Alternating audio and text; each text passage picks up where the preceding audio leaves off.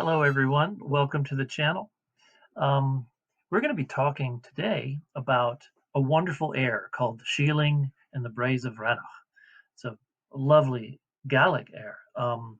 And I'd like to tell you a little bit about the air before we get started.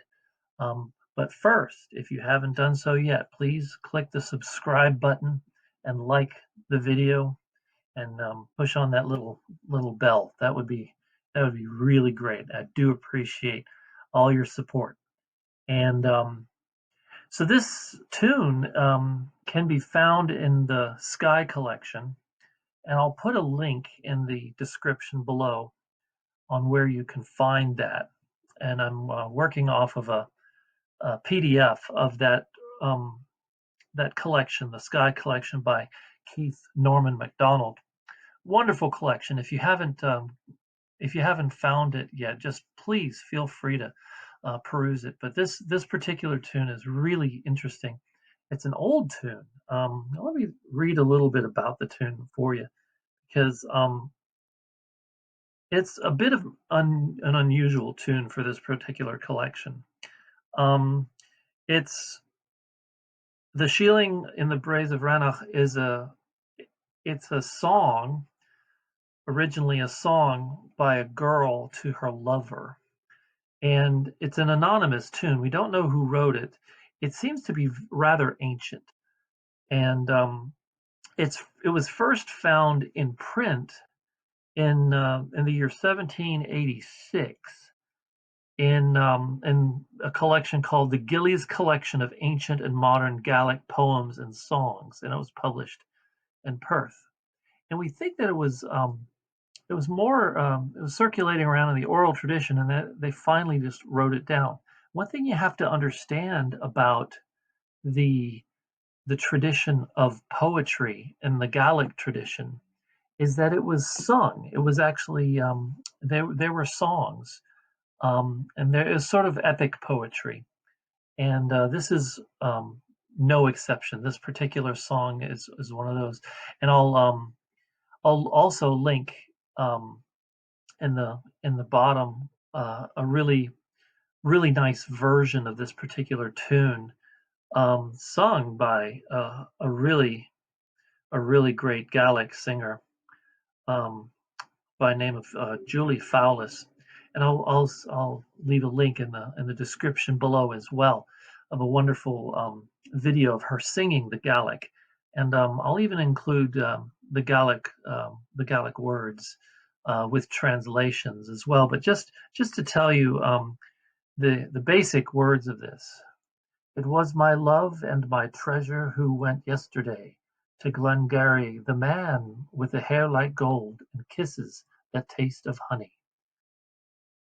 You suit your clothes better than any man on earth. You look better in your garments than any man I've ever seen. You look better in stockings and comfortable laced shoes, a dark blue London coat that cost many crowns to buy. When you arrive at the fair, you'll bring home with my gear, my small belt and my comb, and my little narrow fastening headband. My belt will come from Edinburgh, and my marriage headdress from Dunkeld. We'll get cattle from the Means and sheep from the Caithness, and we'll rear them in a shieling in Brae Rannoch, in the in the brushwood enclosed hut of dalliance. The cuckoo will sing its song to us from the trees, the brown stag, and its roaring will wake us in the morning. It's a lovely poem, and it sounds even better in Gaelic. So let's look at this piece first of all, and we can look at it on its. If you're looking in the book, it's on page 197 on the actual PDF copy of this. But if you have the original manuscript, or if you print it out, it's on page um, on 179. So let's get back to the right page. There we go. And so it's about halfway down the page, and there you can see it. And the Skye collection actually has the Gaelic names for many of these tunes. And it says here it's slow and pathetic. Now that doesn't mean that you play it poorly and slowly. It means that you play it slow and with pathos. So you're really thinking about the poem as it goes along. And one thing you kind of have to understand about the older Gaelic airs is that they don't really follow a meter necessarily. It says here that it's in 3/4. Well, it could be in 3/4, it could be in 4/4, it could be in 6/8, it could be in any sort of meter. The key is that they wrote it down so that they could actually put it out. But you don't play it by the meter. You play it by the breath of the piece. You play it by how it inspires you. And if you actually keep it metered like it's written right here, it it'll kill the tune. So let me play this through, and I'll talk about a little bit how we play this. So it says it's in the key of B flat. Eh, it's not really in the key of B flat. It's sort of in a you know those are just basically sort of the notes that are there because you can see there's a lot of accidentals in this. Again, it just kind of follows its own path. So.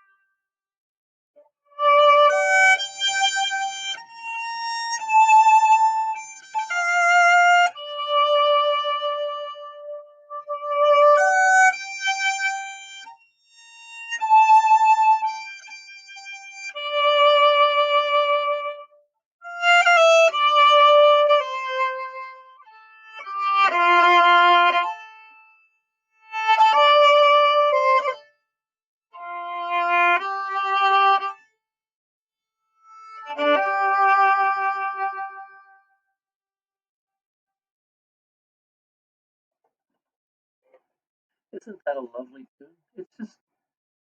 It's just so ethereal. It just kind of floats around. And if you followed the way that I played it, I felt the phrases like in the first couple measures here.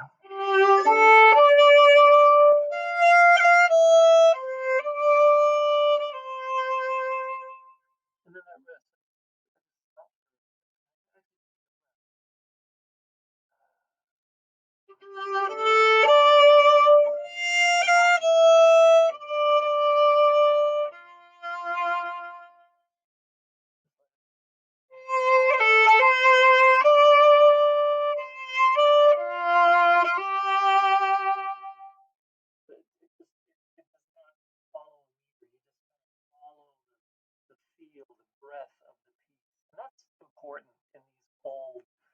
Gaelic tunes.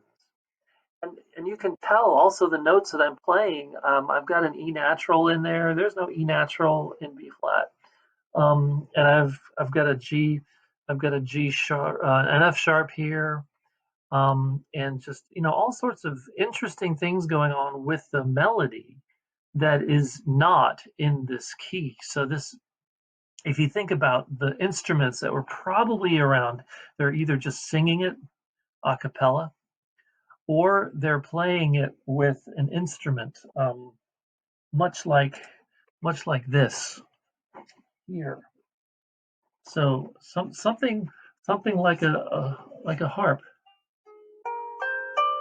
Okay, so just something really simple, a diatonic instrument that doesn't have that is not necessarily in any particular key, probably very modal, something like that.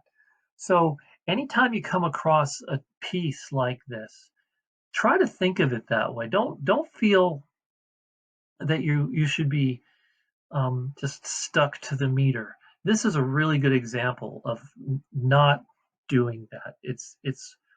Um, it would actually kind of destroy the piece if you kept with the meter. And so I hope you enjoyed this and were able to get something out of it. And do listen to Julie Fowlis's rendition of this. It's a beautiful sounding um, poem. Just the way that the words flow, even if you don't understand what she's saying, the musicality of the language itself just brings everything out. That paired with this beautiful melody make this a really beautiful tune. Again, thanks a lot for tuning in, and I do appreciate you coming by and listening to this. I love sharing my thoughts of Scottish music with you folks. And again, please like and subscribe. Do appreciate it. Thank you very much, everybody.